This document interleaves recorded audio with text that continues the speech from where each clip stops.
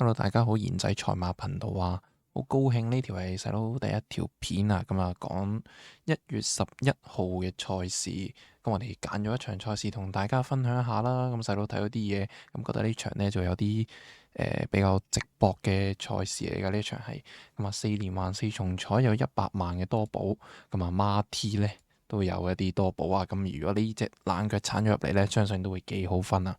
咁我哋揀到呢一場嘅賽事呢，就係呢隻希威森大衛希斯3號嘅天星啦。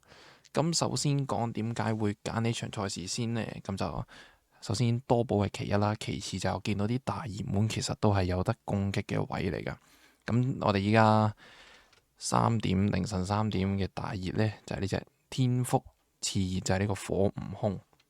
咁咧呢兩隻馬呢，其實喺3班都未有一個嘅頭馬證明到自己啦。咁火悟空都係3班孭住個輕磅都暫時未證明到自己啊。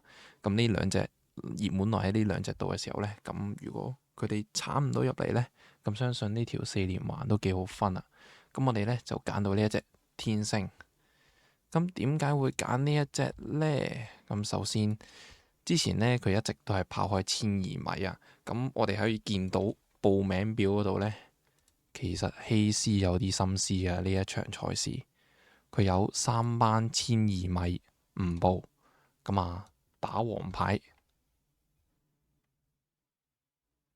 呢度打黃牌報呢場1400米，但係唔係冇賽事嘅噃。3班1200米有賽事，你話佢驚燃力寶係嘛？你驚佢驚燃力寶，驚呢個標誌極光係嘛？咁睇你點樣去解讀佢呢個心思咯。但係佢打黃牌今次去報呢場1400米呢，我相信佢係有啲諗法嘅。咁啊睇翻之前天星呢，佢都有跑過一場1400米嘅賽事。咁啊對住咩對手呢？喜尊龍、綠野飛馳、南區之星。睇翻嗰啲分段時間咧，其實頭兩段佢做得超快嘅，佢個步速，所以其實嚟冚呢係非常之正常。你睇下見到頭馬嗰啲全部都係話頭4名都係冚翻嚟，只有天星佢呢，可以喺前置裏面跑到個第6，其實呢場都算係唔錯嘅賽事嚟噶啦。咁今季佢都只係 keep 住專攻翻1200米啦。睇翻近兩場賽事，其實佢基本上冇跑過啊。我哋睇翻上場280潘頓跑嗰場啦。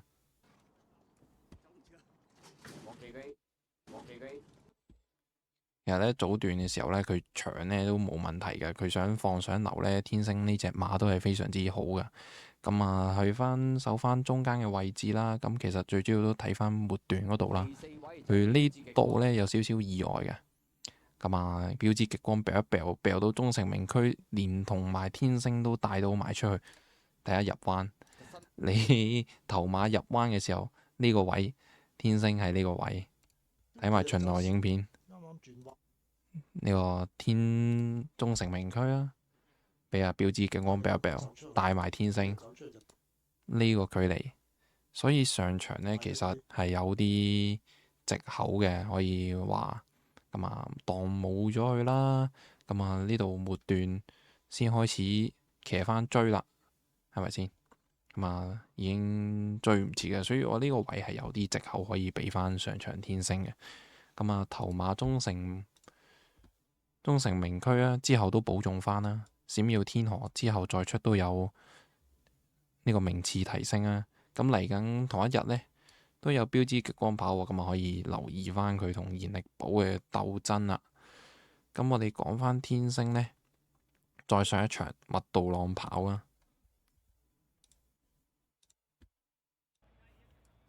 咁呢日係跑馬地賽事嚟嘅，咁就麥道朗騎咁啊出閘都冇乜問題嘅，非常之 sharp 醒。咁都最主要都係睇翻末段啦。末段天星喺呢度藍帽咁啊，中間位置嘅。我哋睇下麥道朗發揮，嗱諗住攞出嚟，點知電源之區冚埋嚟冇位啦，攞翻入面飛輪霸同埋飛龍在天塞住咗，完全冇跑過，全程企起身嘅，睇埋直鏡。呢度諗住攞出嚟，點知電源支區霸咗個位，咁咪攞翻入邊啦？點知塞晒嘅呢度三隻四隻包住，冇跑過，企咗起身。但係佢嗰個末段時間呢，喺拉屎直路100米冇跑嘅情況下，都做到23.5呢。其實對比翻你睇下飛輪霸、飛龍在天啊嗰啲，其實都比佢做得更加好嘅時間。喺100米冇跑過嘅情況下，都做到呢個末段呢，其實都尚算合格啦。睇翻今場賽事啊，咁啊天星排住咗13檔，咁有冇擔心呢？咁啊其實完全唔使擔心嘅。咁點解呢？因為佢初出嗰兩場呢，希偉森其實都排住12檔啦、14檔。你睇翻佢呢兩場賽事啊，我唔播片啊。佢一開始呢，其實排住外檔，但係佢可以積極搶前嘅，其實都。而且天星都有一個非常之好嘅前速，可以領放擺頭啦。咁啊，擺翻呢場呢，佢13檔其實可以非常之彈性。如果佢有心去馬嘅話呢，佢知道嗰日係利放嘅，咁佢想搶前又得，咁佢想留喺中間後追嘅，咁佢都可以做到。咁啊，而且發現到一個位啊，非常之有趣啊！咁啊，去翻操練嗰度啦。咁啊，希偉森知道潘頓騎又即刻攞翻嚟操，咁啊都有即刻上去操翻課啦。呢度好有趣，特登操咗3段。咁我睇翻希斯嗰啲馬呢。咁首先天星佢咁耐以嚟都未試過操3段，係啊。今次特登希偉森真情上去快操咗3段。咁啊，值得注意呢個操練變動，其實非常之值得注意啊！最後就講埋投注嗰度啦。咁啊，天星呢，我就買披啦，買披再4連環，你可以4連環做膽拖翻其他嘅腳啊，或者4連環做腳啦。我覺得天星如果鏟到入嚟，都係一個非常之好嘅分頭啊！喺呢一個派彩隊上面嗰度嚟講。如果睇到呢度嘅你呢，咁啊非常之感謝啊！咁有緣你見到呢條片嘅，咁都希望幫到你啦，買翻注咁啊，佢跑到入嚟咁啊，大家一齊中啊！而家拍呢條片嘅時候已經係凌晨4點鐘啦，唉，非常之攰啊！咁啊，下次見啦〜